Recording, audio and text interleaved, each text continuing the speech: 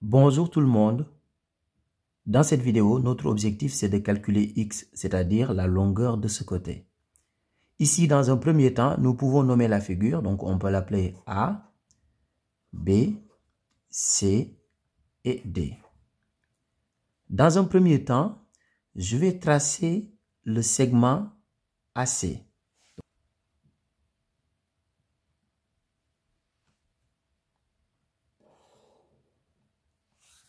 Maintenant, nous allons tout simplement travailler sur le triangle ACD. Je vais calculer l'aire de ce triangle en utilisant deux méthodes différentes. Et vous allez voir que ça va nous permettre de trouver x.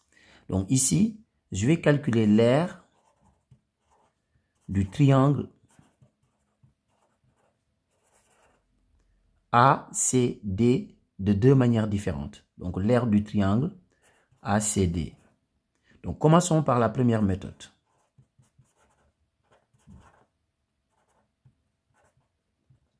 Vous savez que l'aire d'un triangle, donc j'appelle A l'aire du triangle ACD. Donc l'aire d'un triangle, c'est base fois hauteur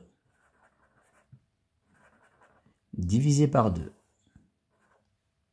Je vais continuer ici sur le côté.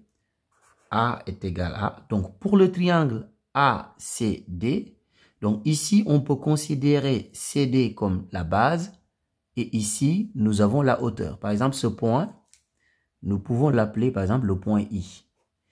AI c'est une hauteur et ici CD c'est la base. Donc on va appliquer cette formule, donc base fois hauteur divisé par 2. Donc la base c'est CD fois la hauteur AI divisé par 2. CD, c'est égal à 18.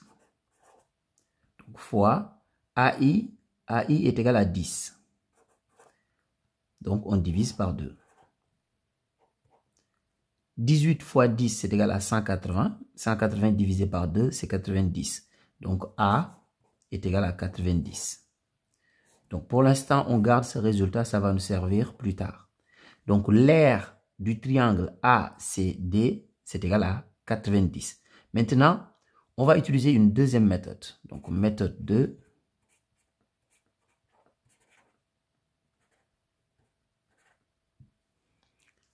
Alors, ici, cette fois-ci, je vais tracer une autre hauteur. Donc, je vais tracer une hauteur qui est perpendiculaire à AD.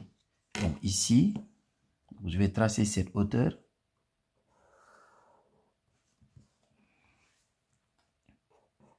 Donc, je vais calculer l'aire du triangle ACD, cette fois-ci en utilisant AD comme base. Et ici, j'ai une nouvelle hauteur. Donc, ce point, je peux l'appeler par exemple le point J. Donc, ici, la base, c'est AD et la hauteur, c'est CJ. Mais vous voyez bien que CJ, c'est égal à AB qui est égal à X. Donc, si on trouve CJ, ça veut dire tout simplement qu'on a trouvé X parce que ABCJ est un rectangle. Maintenant, je vais exprimer l'aire du triangle ACD d'une autre manière, mais cette fois-ci en fonction de X. Donc, l'aire, c'est-à-dire l'aire du même triangle, c'est-à-dire le triangle ACD. Donc, c'est toujours base fois hauteur divisé par 2. Donc, cette fois-ci, la base, c'est AD. Donc, je mets AD fois la hauteur. La hauteur ici, c'est CJ. Donc, fois CJ divisé par 2. AD, c'est égal à 12. Donc, 12 fois CJ, ici, c'est tout simplement égal à AB, qui est égal à X. Donc, je peux remplacer par X. Donc, divisé par 2. Donc, ici, 12x divisé par 2, c'est égal à 6x. Donc, ça veut dire que l'aire du triangle ACD, c'est égal à 6x. Mais dans la première méthode, nous avions trouvé aussi que l'aire était égal à 90. Et comme c'est le même triangle, peu importe la méthode qu'on utilise, l'aire qu'on trouve est toujours la même. Donc, la surface qu'on trouve est toujours la même.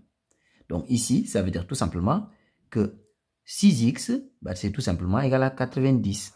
C'est-à-dire ce qu'on a trouvé dans la deuxième méthode est égal à ce qu'on a trouvé dans la première méthode. Maintenant, on va tout simplement en déduire x.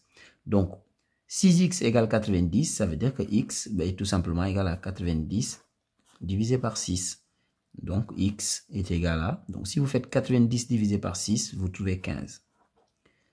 Donc, ici, x est tout simplement égal à 15. X, c'est le côté AB. C'est ce qu'on voulait trouver. Au revoir.